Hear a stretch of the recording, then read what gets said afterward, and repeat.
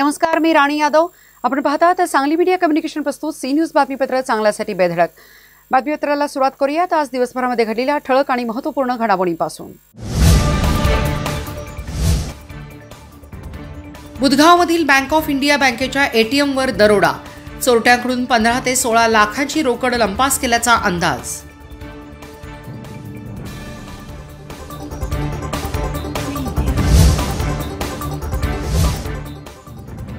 अलमट्टी धरणाच्या बाबतीत जलसंपदा विभागाकडून आयोजित करण्यात आलेल्या बैठकीचा काँग्रेस आमदार विश्वजित कदम यांनी निषेध नोंदवला.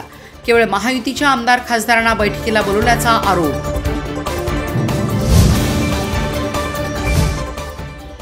आणि भारतीय सैन्य दलाच्या गौरवार्थ काँग्रेसकडून सांगलीत काढण्यात आली जय हिंद रॅली.